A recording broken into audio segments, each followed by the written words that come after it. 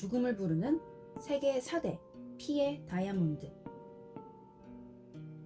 세상에서 가장 로맨틱한 보석이라 불리는 다이아몬드. 절대 깨지지 않는 단단함 때문인지 영원한 사랑을 상징하기도 하죠. 그런데 사랑을 고백하고자 하는 다이아몬드에 사실 저주가 숨겨져 있었다면 어떨까요?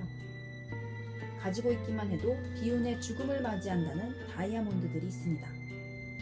이 아름다운 빛깔의 다이아몬드 속에는 어떤 소름 끼치는 저주가 숨겨져 있는 걸까요? 1. 호프 다이아몬드. 다이아몬드 중에서도 희귀한 푸른빛을 띠고 있는 아름다운 청색 다이아몬드는 그 이름도 호프 다이아몬드인데요. 그러나 호프, 소망이라는 이름과 달리 사람들이 원하지 않는 것, 즉 죽음을 끌어온다는 소문을 안고 있습니다. 저주받은 다이아몬드로 가장 유명한 이 호프 다이아몬드는 타이타닉에서 여자 주인공이 꼈던 대양의 심장의 모티브라고 하기도 합니다. 보석이 세상에 첫 등장을 한 건 기원전 5세기 인도의 한 농부에 의해서였습니다. 여느 날처럼 하루를 살아가는 농부는 우연찮게 파란 보석을 발견하게 되죠.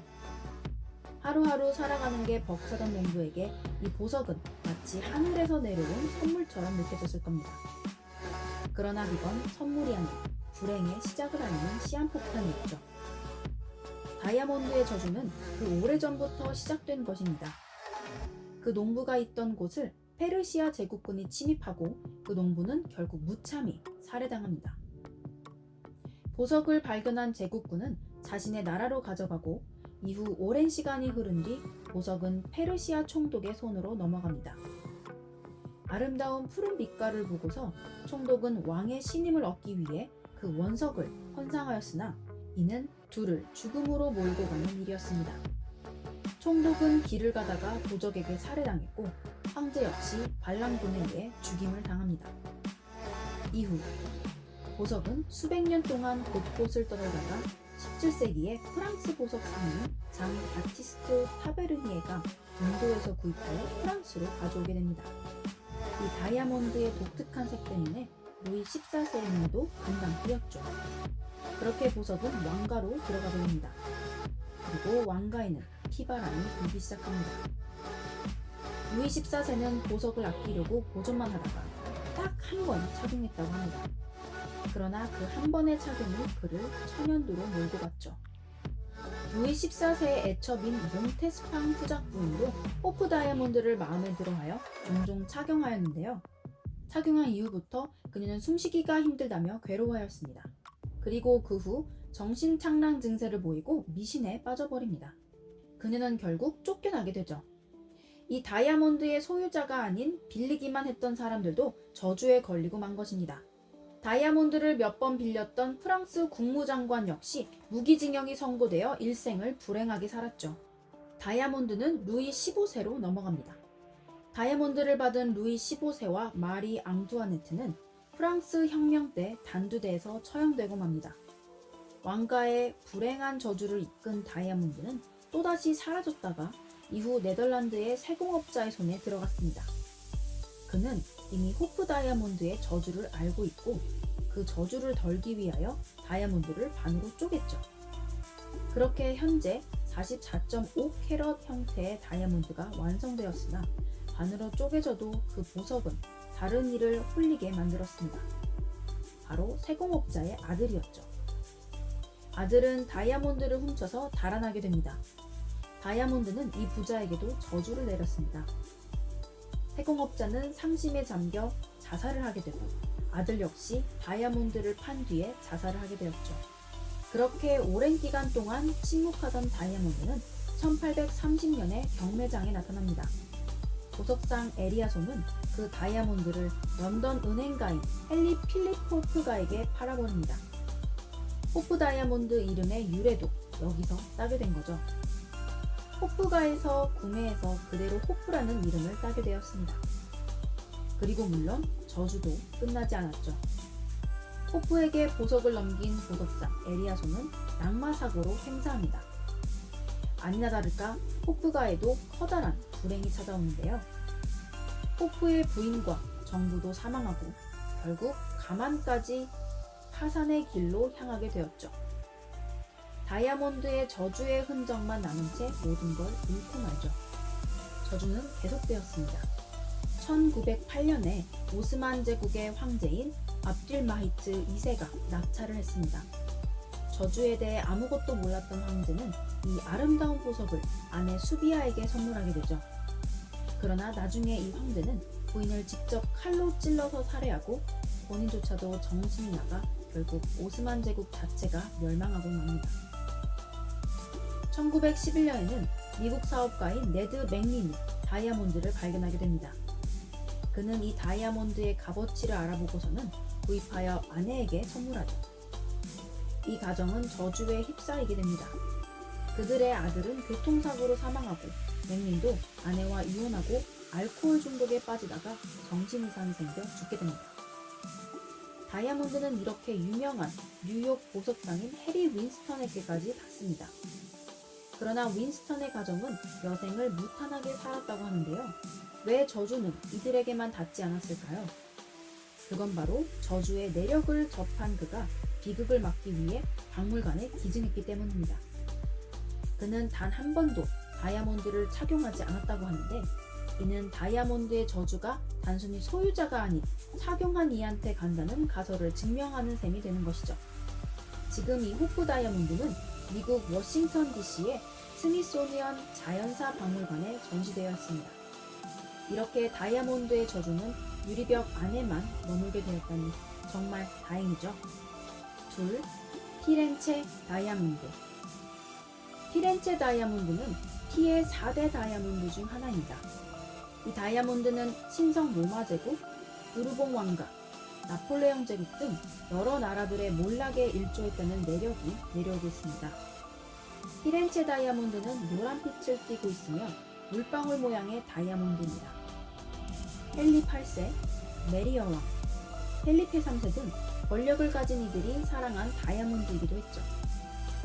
피렌체 다이아몬드는 2000년에 인도에서 최초로 발견됩니다. 그러나 포르투갈 군대가 인도에 침입하여 다이아몬드를 약탈하게 되고 이 보석은 여러 사람의 손을 거쳐서 오스트리아의 황후인 마리아 테레지아가 피렌체 메디치 가문으로부터 선물받게 됩니다. 이때부터 피렌체 다이아몬드라고 불렸는데요. 마리아는 자신의 딸인 마리 앙뚜아네트의 혼수품으로 프랑스에 넘어가게 됩니다. 그러나 마리 앙뚜아네트는 단두대에서 처형을 당하게 되죠. 17년 뒤에는 나폴레옹의 부인인 마리 루이즈가 소유했지만 결혼한 지 4년 만에 나폴레옹이 섬으로 유배를 가게 되면서 불행을 마주하게 됩니다. 보석은 항상 선물하면서 일이 생기기 마련이죠. 이번에도 오스트리아 헝가리 제국의 왕자가 엘리자베스 공주와 결혼할 때 그녀에게 이 피렌체 다이아몬드를 선물하게 됩니다. 그러나 이들의 가정 역시 저주에 휩싸이죠. 그들의 아들은 거식증에 시달렸고 결국 자살하게 됩니다. 오스트리아의 황후 역시 스위스 제네바에서 살해를 당합니다. 피렌체 다이아몬드는 계속 오스트리아 헝가리 제국에 머무르며 불행을 끌어옵니다. 1914년 오스트리아 헝가리 제국의 황태자와 부인들이 목숨을 잃고 1차 세계대전이 발발하기도 하죠. 그렇게 결국 보석은 오스트리아의 멸망을 가져오게 됩니다. 이 다이아몬드는 오스트리아가 멸망하면서 사라졌고 아직까지도 행방이 묘연합니다. 과연 피렌체 다이아몬드는 어디에 있는 것일까요?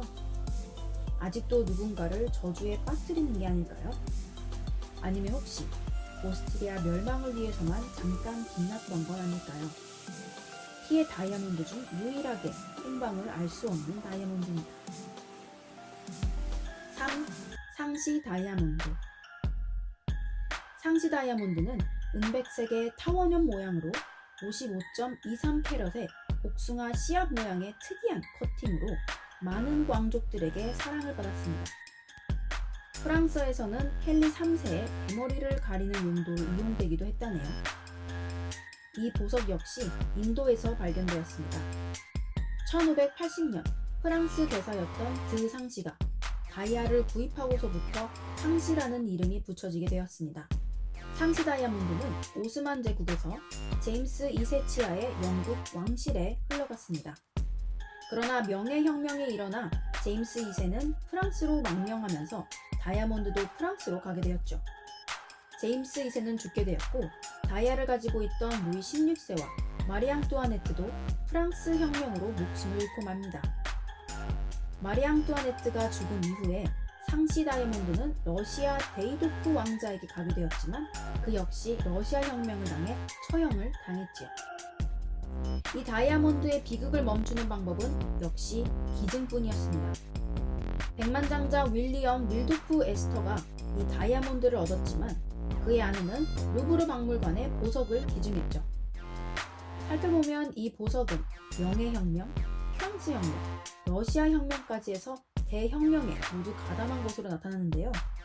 저주의 다이아몬드라기보단 혁명의 다이아몬드라 불리는 게 더 좋을지도 모르겠습니다. 여담을 덧붙이자면 마지막 소유자였던 에스터의 사촌인 존 제이콥 에스터 4세가 타이타닉에 탑승했었다고 하네요. 타이타닉의 저주까지 불러일으켰는지도 모르겠습니다. 4. 리전트 다이아몬드. 리전트 다이아몬드는 140.5캐롯으로 유럽에서 제일 큰 다이아몬드로 유명했습니다. 인도에서 첫 원석이 발견된 당시에는 무려 410캐롯이었다네요. 이 리전트 다이아몬드는 1701년에 인도의 크리스티나 강변 하티아 광산에서 발견됩니다. 처음 발견한 사람은 광산에서 일하던 노예였습니다. 그는 이 다이아몬드를 몰래 가져가기 위해 궁리합니다. 가방 속에, 옷 속에 숨겨도 다 들킬 게 분명했죠. 그때 한 생각이 떠올랐습니다. 그는 발목에 깊은 상처를 내어 붕대 밑에 다이아몬드를 숨긴 것이죠. 그리고서는 영국 배 선장에게 자신이 자유롭게 살 수 있는 곳으로 데려다주면 이 돌의 절반을 주겠다고 제의하지만 폭풍을 만나게 되자 선장은 그를 바다로 던져버리고 맙니다. 선장은 다이아몬드를 판 돈으로 흥청망청 살아가다가 제대로 일하기를 포기하고 강도짓을 하게 됐는데요. 그러다 후회와 정신착란으로 스스로 목을 매달고 말았죠. 이 다이아몬드는 피트 가문이 얻게 됩니다. 피트는 이 다이아몬드를 140.5캐롯으로 세공을 맡겼으며 이 작업이 되기까지 무려 2년이란 시간이 소요되었습니다. 리전트 다이아몬드는 프랑스 왕실로 가서 마리 앙뚜아네트와 또 인연을 맺게 되었죠. 마리 앙뚜아네트는 이전 다이아몬드를 만났을 때와 같이 단두대에서 처형을 당했습니다. 이후 나폴레옹 보나파르트의 칼자루 끝에 장식되기도 하고 루이 14세의 왕관을 장식하는 등 프랑스 왕실을 상징하는 보석이었죠. 물론 이 보석을 거쳐간 이들은 모두 좋지 않은 끝을 맺었습니다. 이 다이아몬드 역시 루브르 박물관에 전시되고 있습니다. 이렇게 세계 4대 피해 다이아몬드를 살펴보았는데요. 여기서 공통적으로 등장하는 사람이 있죠. 바로 프랑스 왕실의 마리 앙뚜아네트입니다. 이 정도면 마리 앙뚜아네트인 그녀가 저주받은 보석을 끌어모았다고 해도 과언이 아닐 것 같은데요. 프랑스 왕실의 저주받은 시기와 겹쳐 보석들에게 악명이 붙여진 것일지도 모르겠습니다. 하지만 보석을 지닌 이들이 처참한 삶을 산 것도 공공연한 사실이죠. 돈이나 빛나는 것에 욕심을 내는 이들의 최후는 불행하기 마련입니다. 이 다이아몬드의 저주는 보이는 외관이 아닌 그 안에 숨겨진 내면을 보는 사람만이 행복할 수 있다는 걸 보여주는 게 아닐까요?